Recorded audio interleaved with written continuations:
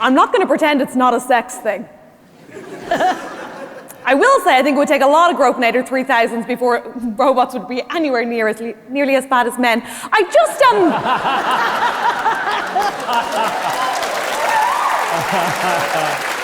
Members of the affirmative, members of the opposition, good people of Melbourne, I have one objective today, and that is solely to convince the women here that AI is okay. Men already like AI. They love AI. I've been trying to figure out why that is. What is it about artificial intelligence that is so enticing to men? I know it's something to do with the intelligence part. I just can't put my finger on it. But to be fair, neither can she.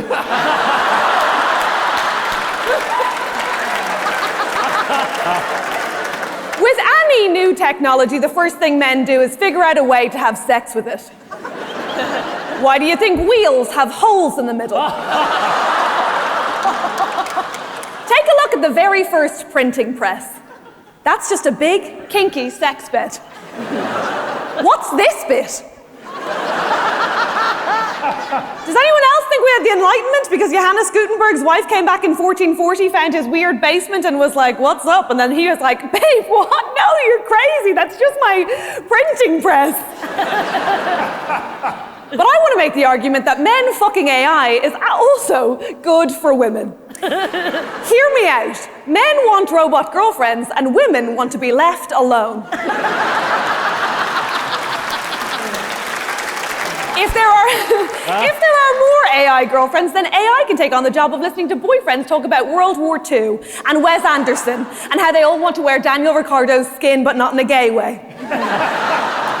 Thus leaving women to enjoy a free life, to walk home alone safe at night in the knowledge that men everywhere are glued to their laptops, jacking off to things like Beyonce, but not intimidating. My mom, but young. Kylie, but with Danny's tits. And for those of us who are into fingering, not her, obviously, this is also ideal. Because now if they want, all women can be gay. Just an option, putting it out there, you're welcome. Join us. Plus, I just always think about all the stuff that men wouldn't have to do if they didn't have to try so desperately to get girlfriends. They wouldn't have to go to space. They wouldn't need very fast cars. They wouldn't even have to play acoustic guitar.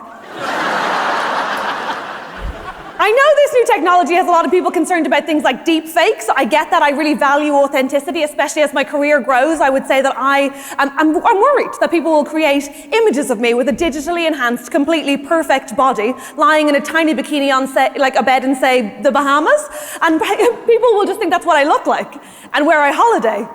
And I'd like it on record that I don't want that. Please don't make that. I'm a feminist. But I do think for some people, this concern about deepfakes gets taken a little far, right? Sometimes it feels like people are more perturbed about collections of pixels being exploited for sex than they are of actual human women being exploited for sex. I'd personally way rather fake Jennifer Aniston had to listen to your boyfriend talk about his sort of creepy girls and netballs kink, girls and netballs skirt kink. They can't be in netballs. I'd love fake Jennifer Aniston to laugh at his joke about pivoting for the 100th time while we all take up kickboxing. I think it'd be great. The reality is that loneliness is an epidemic that none of us are willing to solve, and inherent in AI is a useful solution to this. Don't want to call your mom? Let AI write her an email. Don't want to help your nan? Have AI send her a text. Don't want to fuck your husband? You get it. I jest. No, I've been giving them a hard time already, but I will say, I think men are globally right at the center of this epidemic. 43% of men in Australia are lonely. That's devastating. I mean, you don't give a fuck, but it is devastating. It's heartbreaking. That's nearly as high as the number of women who pretend to orgasm during intercourse. What I'm saying to you is that I want you all to have the kinky little robot ladies of your dreams, and I want to fuck your wives. It's a win-win. Yeah. Yes. Do they want to fuck me? We're not sure, but they will once they see this. I really think women have to get on board with AI now because, right, listen, obviously AI has the potential to be bad. I'll say it. These losers are making some obvious but salient points. And the trouble is, if the good guys, by which I mean the gays, the theys, and the redheads, may I just say that, all turn away from AI now, then who's going to be shaping it? Cishet nerds is who? Probably blondes. Imagine, I don't trust them. I mean, look how Rolf from Sound of Music turned out. I don't think we can put our faith in the blondes. If we don't pay attention, AI will be left solely in the hands of those Zuckerbergs, the Musks, the freaky boys who couldn't get girls in college, so have turned to destroying worlds in their adulthood. What I'm saying to you is that AI is inevitable. What is not inevitable is its ethical trajectory. It can be a powerful force for good in the world, or it can be a devastating tool. It's essentially like the traitors or Gordon Ramsay. Artificial intelligence offers new ways of reporting and understanding gender-based violence. Many platforms are being developed to help victims share their experience of sexual harassment and enrich data and studies around the world about how we track and how we talk about violence online. Now, ladies, I am not saying that we aren't nearly done with solving sexual crime. I know we have a perfect system in place. A laminated printout on the back of a toilet door telling us to whisper a code to the bartender if we feel unsafe, like the world's shittest escape room. It's perfect.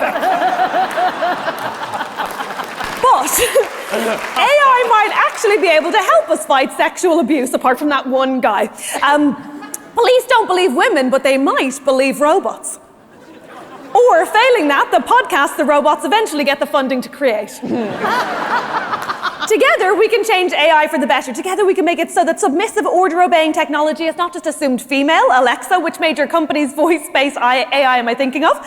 Straight women. Are there straight women in? Give me a cheer. Okay, amazing. It's time to put your favorite catchphrase to good use. I can change them. But this time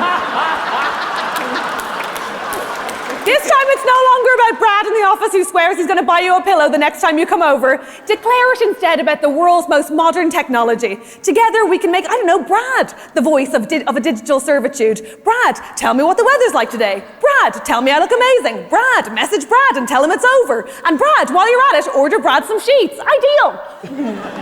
Now, you can probably tell from my energy, vibe, hair, outfit that I debated at school and at university and on all the dates I went on with men before I stopped pretending I was straight. Yeah. To that end, I need to tell you that I find it extremely perturbing that I haven't yet laid out the structure of my argument. So, we've covered that men want to fuck AI, and that's a good thing for all of us, that AI will solve the global loneliness epidemic, that AI can be better shaped if more people, ideally women and not freaky Silicon Valley boys, get involved. But now for my final section, it's possibly the most contentious, the one where there's probably the most fear-mongering, that AI will take our jobs. You sad about that? Okay, boomer. That's incredible news. Jobs are shite. I get to dress up nice and yell at men for my job, and even I have days where I don't really fancy the office. We don't actually exist to be machines. Capitalism has us fooled into thinking that AI taking jobs will be a bad thing, but that's only because we have created a fake system whereby everybody needs a job in order to meet their own most fundamental needs. Am I to believe that we need more graphic designers? No offense, Lou. Is the worst thing that could happen that we all have a day off? We have decided, by class mainly, that some people should just have worse lives, doing menial and dangerous labour, while the rest of us enjoy our leisure time. And I'm not just talking about the 19-year-olds that you guys send to sheep stations for 6 months in order to get visas. The real moral panic here seems to be that the grunt workers might not have that menial and dangerous labour stripped from them, or that they might have it stripped from them. What we're really afraid of, it seems, is that the poor won't earn their keep. How will poor people afford shoes for their children unless they're working 12-hour days? AI is going to ruin everything. AI is taking the poor people's children's shoes away. Well, no. We're doing that. I know you pretend you're not, but you're one of the richest. Thank you. Australia is one of the richest countries in the world. You could feed, clothe, heal, shelter, and protect your citizens hundreds of times over, but you guys just don't want to. And now you're going to gaslight Alexa into thinking that's her fault?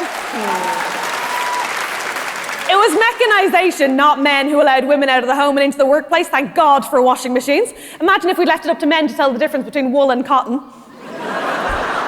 Thanks to AI, we could eventually all leave the workplace while men stay at home with their robot girlfriends. Women can roam the streets freely. They can do Pilates outside. They can finally learn to barbecue.